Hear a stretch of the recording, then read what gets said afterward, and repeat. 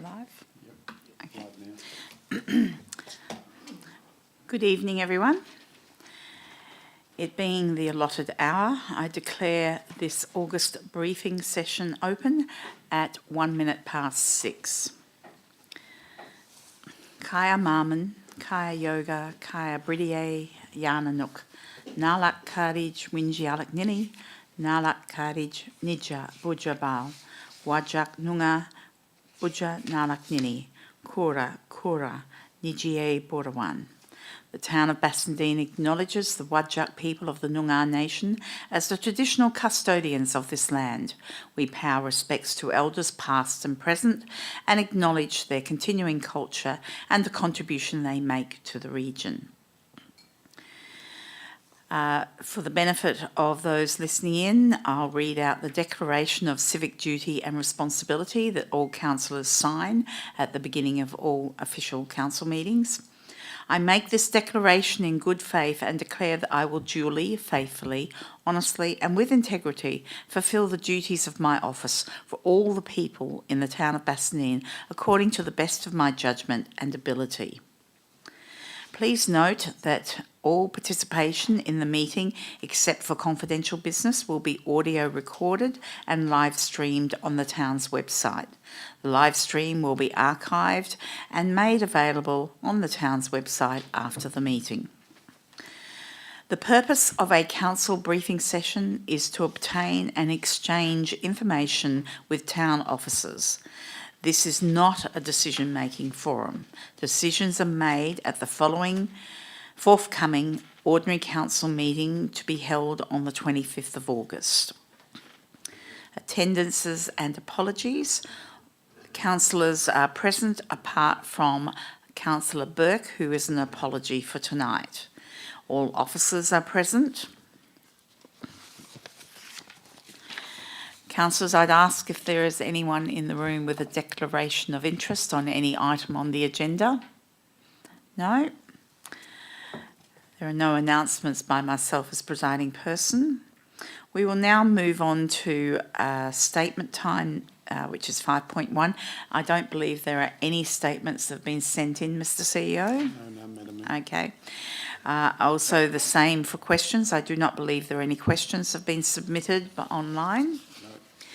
And the same for deputations. I do not believe any deputations have been sent through. So, councillors, we will now move on to the agenda items,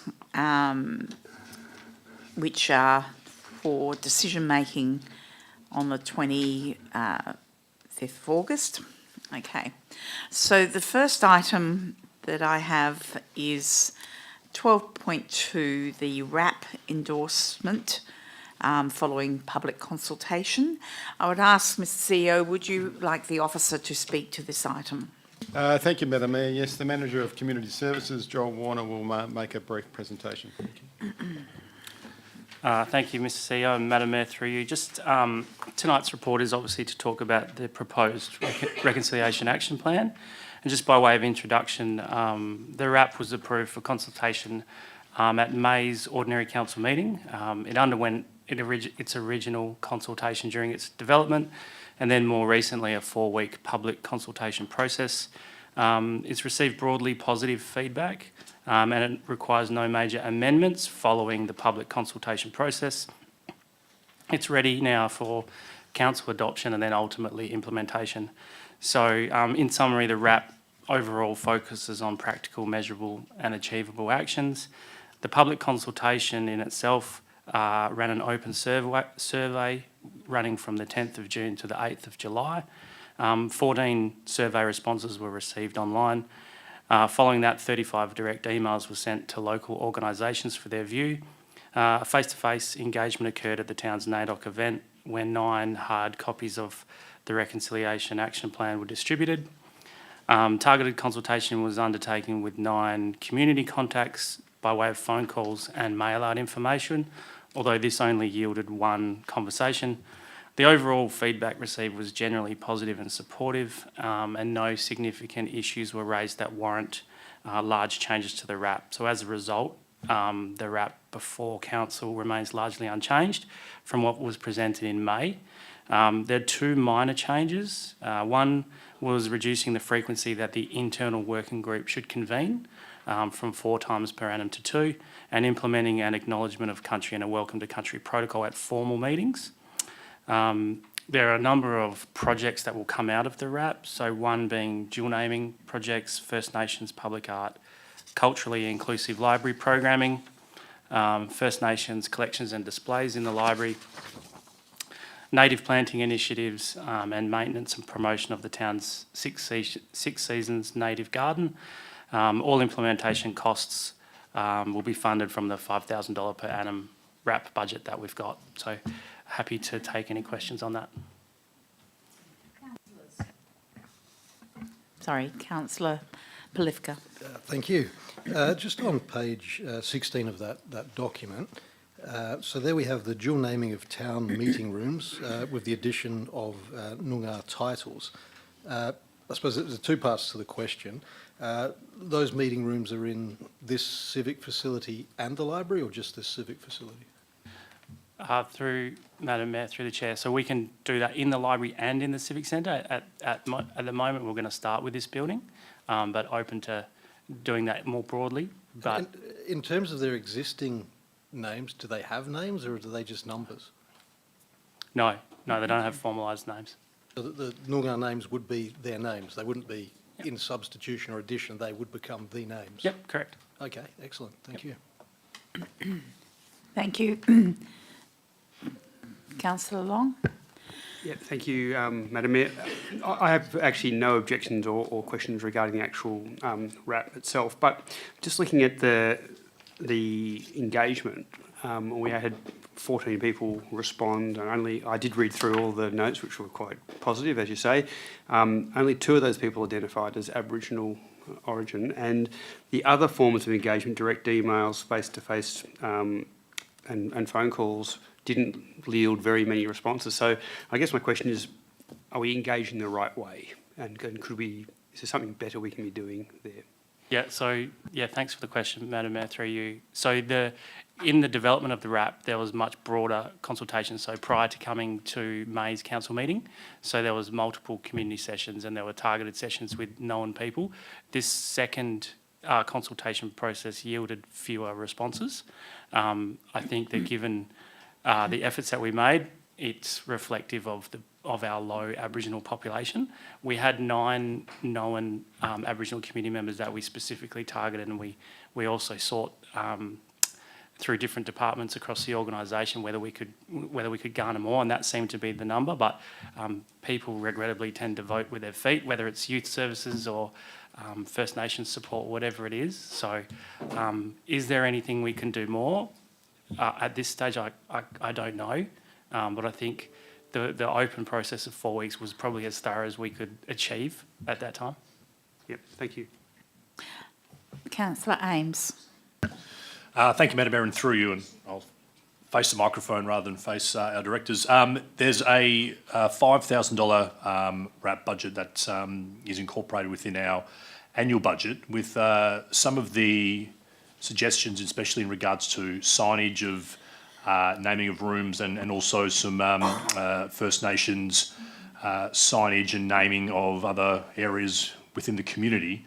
Do we feel that the $5,000 budget moving forward would be appropriate for some of the actions that we would like to implement? Yeah, so thanks for the question, Councillor. Through you, Madam Mayor. I think the first year of the RAP, we need to get some runs on the board to demonstrate some authenticity, and I think some simple things probably can be covered by the $5,000 budget, but very open to returning to council to seek additional funds in the future. So I think the first year, if we could get some things done as quickly as we can, I think $5,000 will cover that, but then I would expect that you'll see a greater increase in the future. Councillor Ames. And just to follow on with that, I feel that we have very strong community sentiment for some First Nations signage in and around, what is one of our very original settlements within Western Australia. I think it'll go a long way that if we can definitely push for that.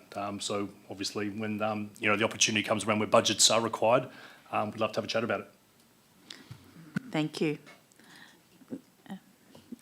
Thank you, Madam Mayor. I would add that in the 26-27 budget, we did consider a separate budget for public art, First Nations public art, but we've deferred that for consideration in next year's budget, and I think that allocation was around for around 10 to 15,000. Thank you. Councillors, further questions on this item? Okay. We'll now move on to 12.3, which is the review of Town of Bassendean community funding policy. And again, Mr CEO, we have Joel providing information on this. Yes, thank you, Madam Mayor. Again, the Manager of Community Services. Thank you, Mr CEO and Mayor through you. So this report talks to the community funding policy, which interprets our community funding program. So in summary, the report seeks Council's endorsement for a revised community funding policy. The new policy modernises the community funding process for multiple streams of funding that's available to the community. Staff in my team conducted a review which found some opportunities to improve how funding is directed to projects that align a little more closely with council priorities. There's also a new guideline document that's a separate operational document which will make the funding process easier for the applicants and also for the administration to use. And we think this will likely result in some streamlined distribution of funds. Just to summarise some of the key changes in the proposed new policy, ultimately it's a simplified policy and it moves some details of application and assessment into a guideline. It updates all of the assessment criteria to align with the council plan. It introduces eligibility exclusions for certain applications that might benefit particular cohorts. It modifies the approval authority, so managers are able to approve funding up to $2,000 and directors from 2001 to 5,000, and it includes a provision for the return of unspent funds. The new policy also intends to build capacity of groups and it restructures the community insurance program into a reimbursement program, allowing successful community groups to arrange their own insurance, which reduces administrative burden and some liabilities for the town. At the moment, there's about 8 streams of community grants that are available. So we increase our community grant offerings from 2,000 to 5,000. We restructure the community insurance reimbursements, which cap at $1,000. Dudley Robinson Youth Excellence is raised from $250 grant to a $500 grant, and we've reduced the age limit from 25 years down to 18, which is commensurate with young sporting persons in the town.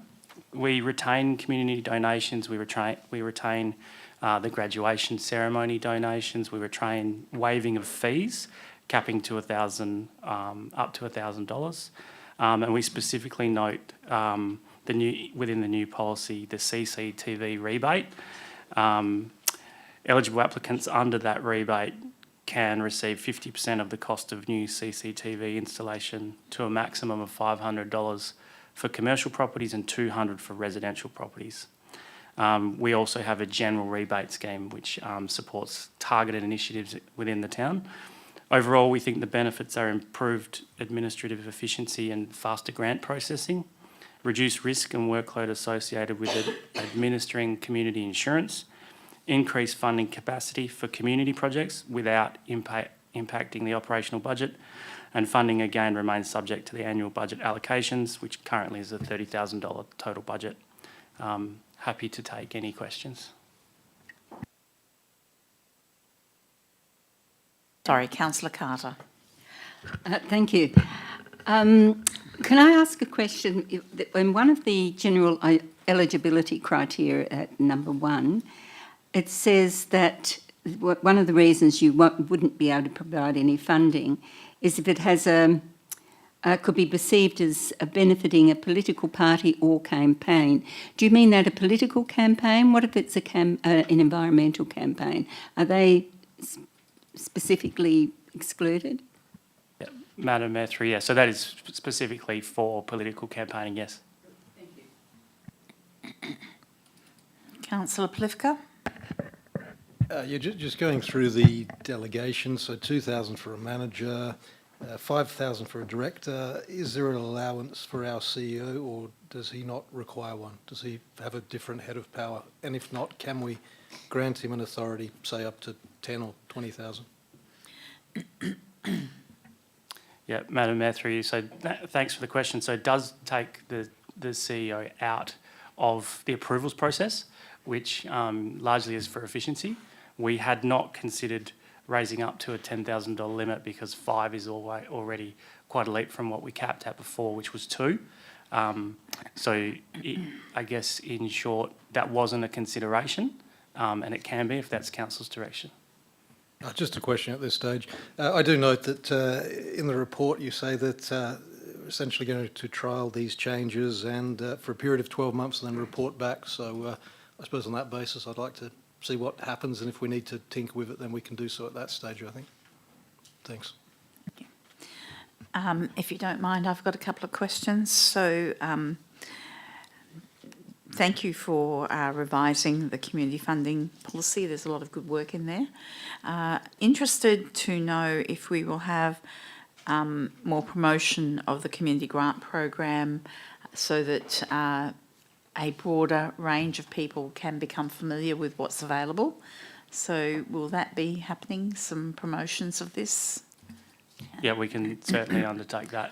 Okay. My other question relates to the insurance. Currently, 10 of these community groups are covered under an umbrella insurance with the council.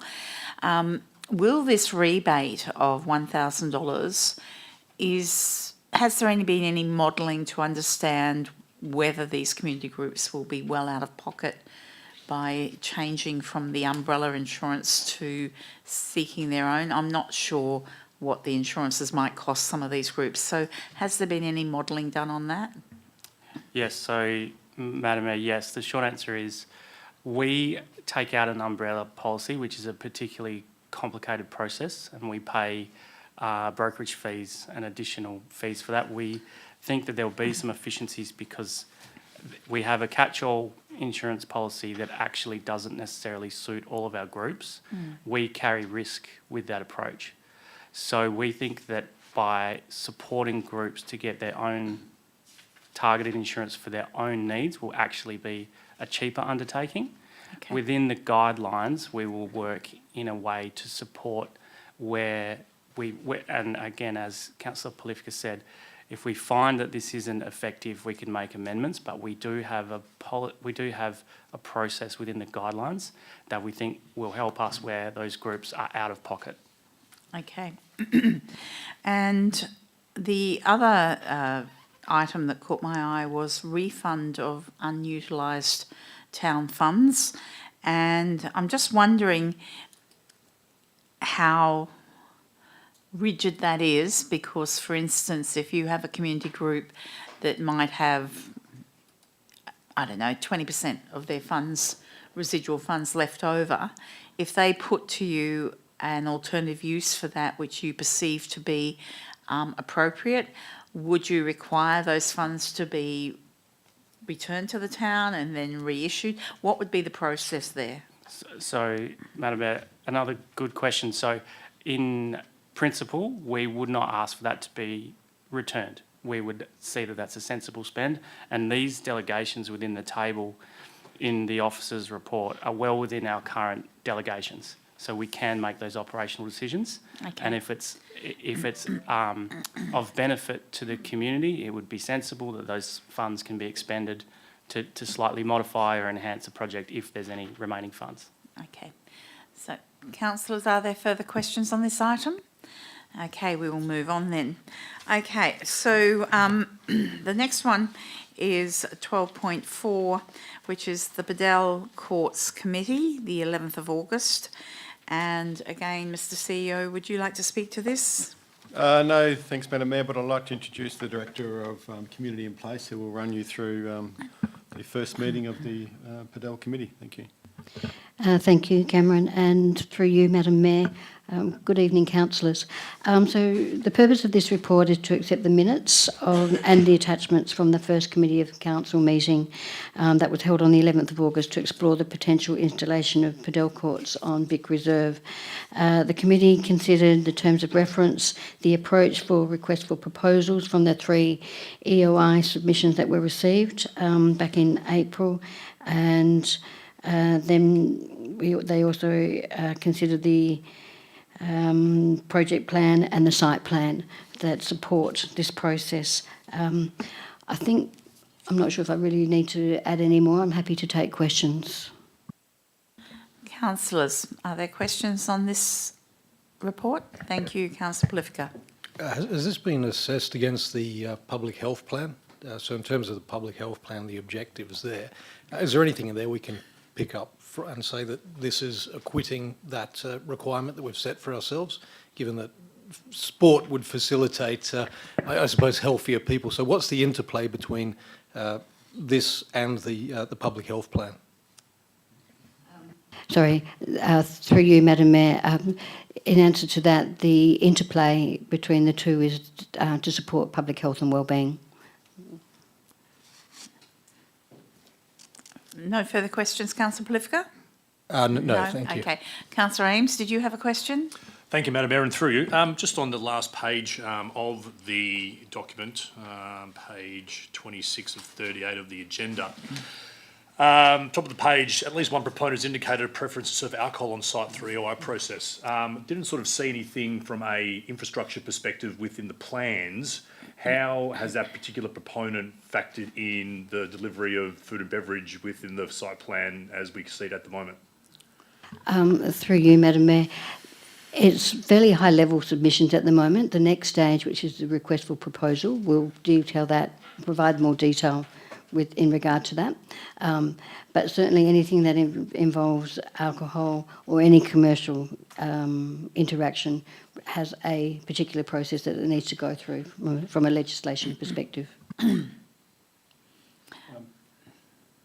Through you, Madam Mayor, CEO. if I can add some more context to that.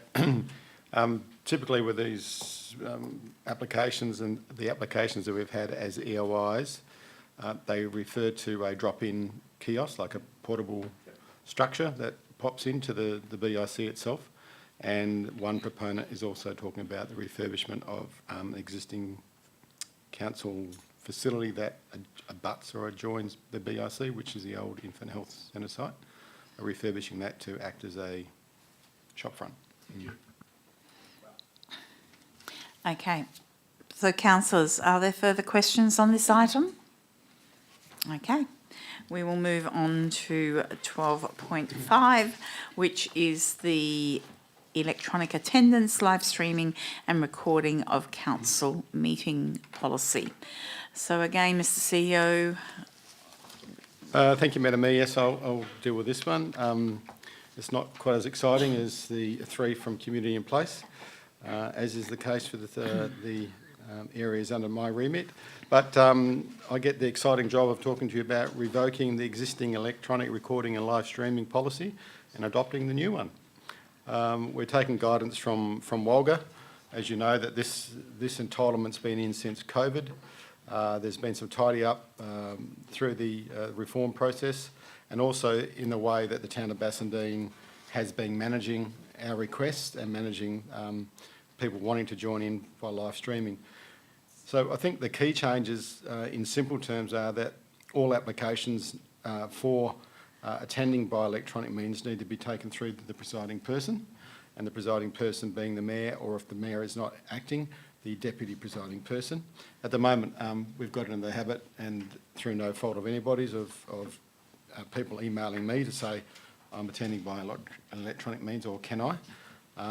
But under the regs, that is the presiding person's duty to take those applications, and we've also developed a form for that purpose. And then the mayor would obviously then email the CEO's office and make sure that we could accommodate it from a technical point of view. The other guiding principle in our policy is that ordinary meetings, such as the council meeting, our preference is for people to be in person.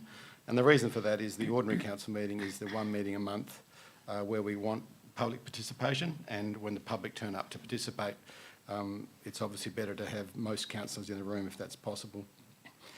In relation to voting requirements, these haven't changed, but it's just a point of making it known, is that elected members must show their hand, not use the raise hand function, so we physically need to see the hand on screen. We need to have visual presence at all times of the member, so we are aware that there's nobody else in the room and they are in the room. And it also, we require a declaration of confidentiality, that where they are at that particular time, they are alone and there is nobody else within the room with them. So they're the key changes. None of those would be too onerous.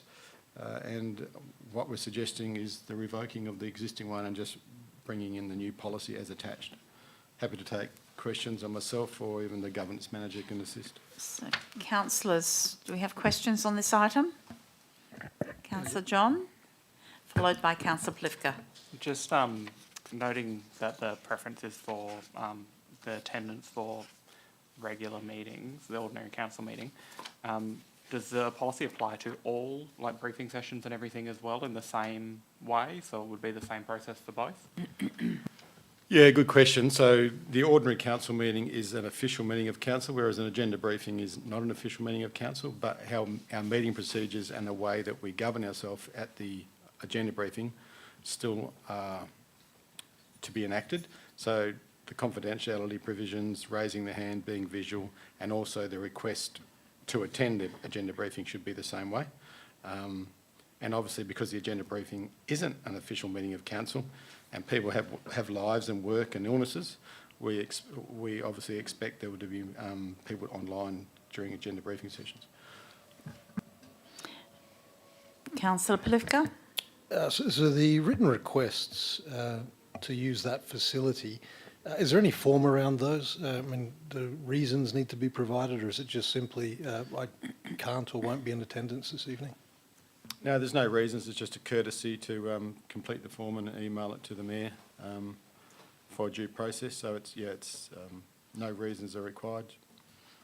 And in terms of 1.22, it says where the mayor is unavailable to approve a request, the request is to be considered by council. The request is to be moved, seconded, and approved. So if the person's unavailable. So mayor's unavailable, that person's unavailable, that request would then have to happen at a council meeting where that person would be seeking the indulgence to be able to attend electronically. So how would we resolve that?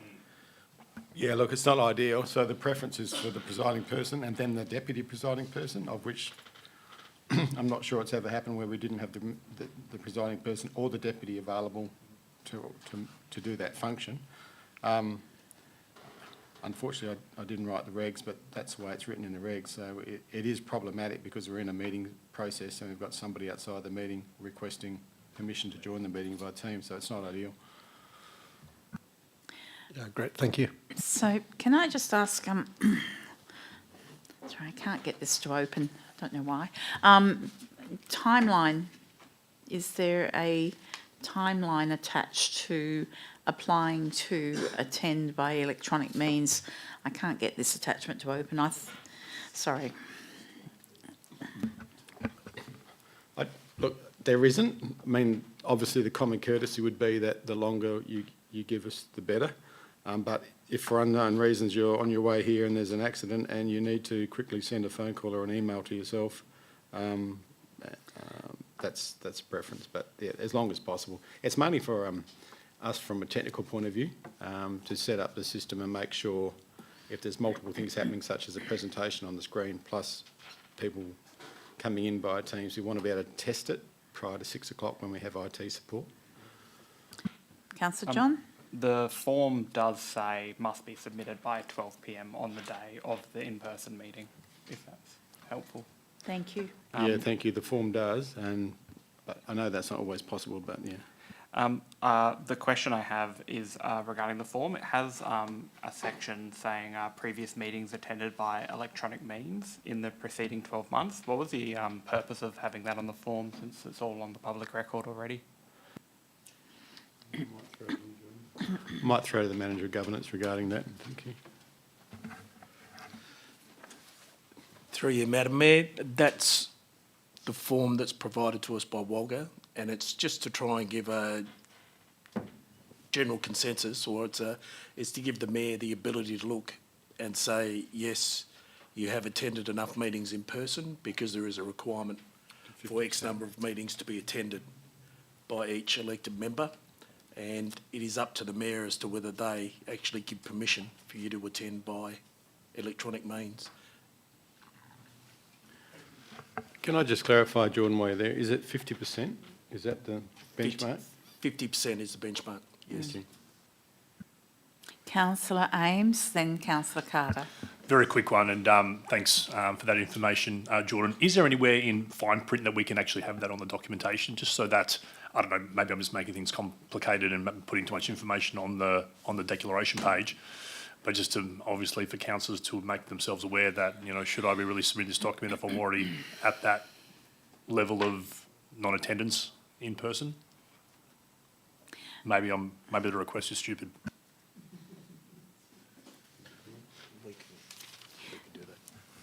We can take that on board if it helps, yeah. Thank you. Councillor Carter, and then I have a question. Thank you, Madam Mayor, and through you. Does this mean that there's two levels of attendance, and the electronic attendance has a lesser, what do I call it, legitimacy, something like that, legitimacy than attending in person? Because what is it that we're actually going to be counting there? I think when you think about how this has evolved, one, it's the technological changes, but it's also the COVID. So when these provisions were brought in, it was to assist in a time of an emergency, being COVID.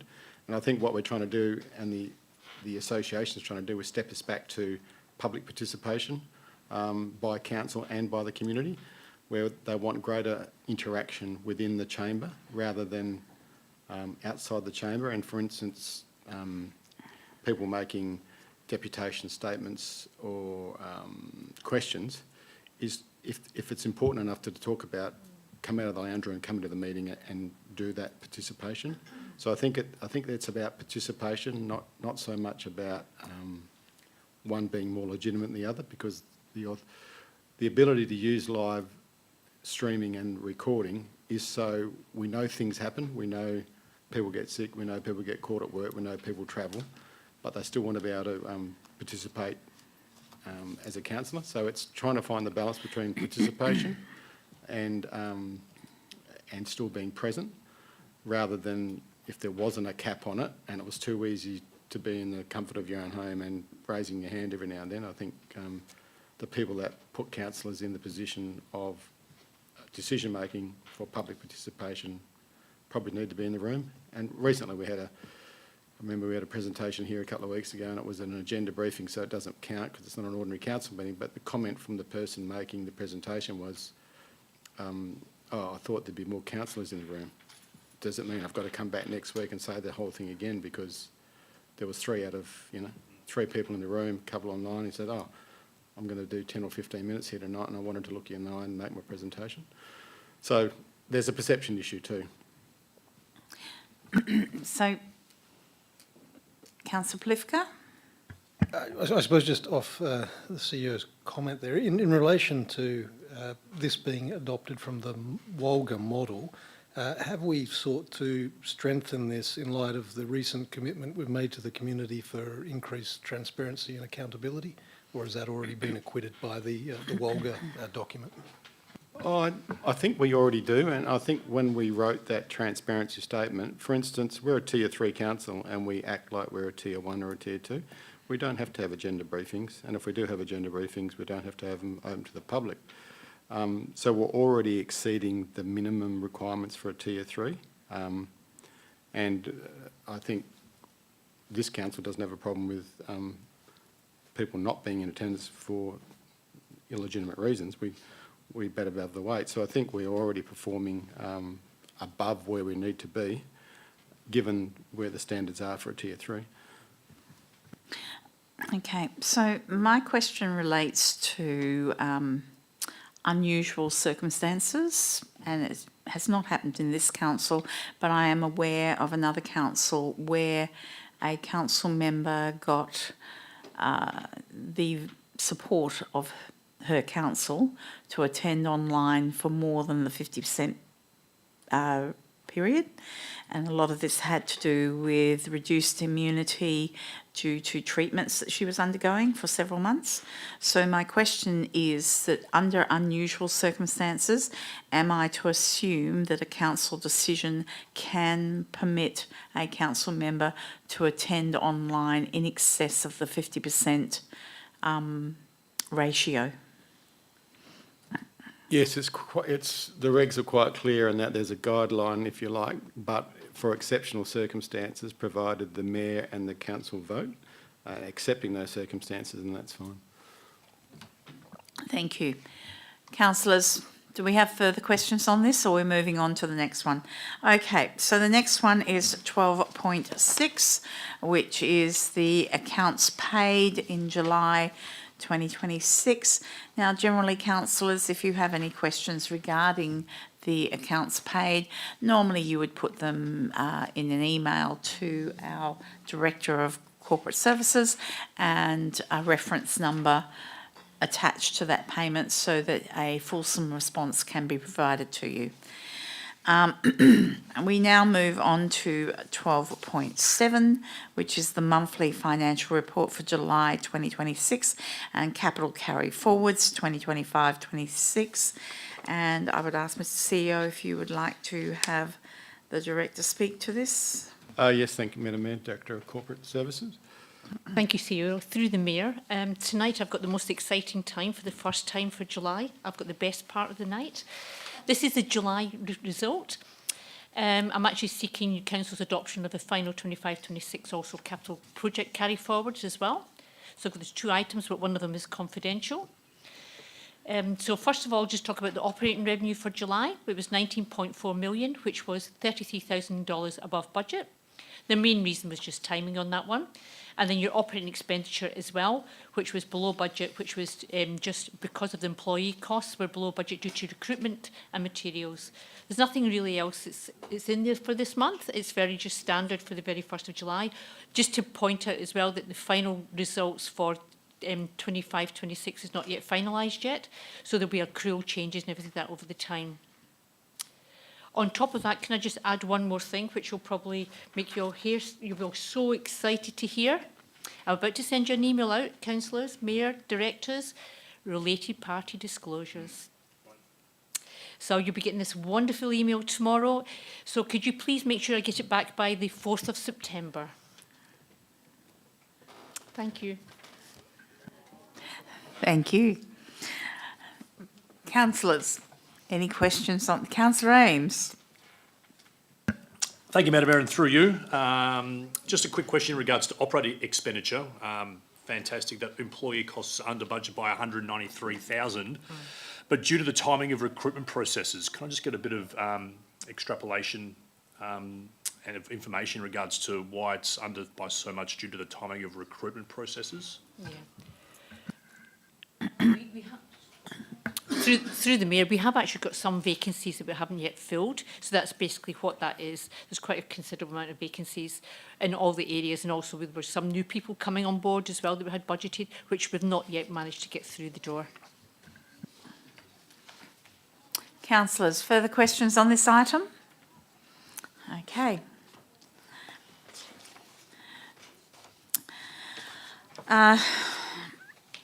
So I do not believe there's any urgent business. There is no confidential reports as such. This brings us to the closure of the meeting at 6:38 p.m. with the next ordinary council meeting will be held on Tuesday, the 25th of August is the next ordinary council meeting, and the next briefing session will be in September. Okay, thank you, ladies and gentlemen.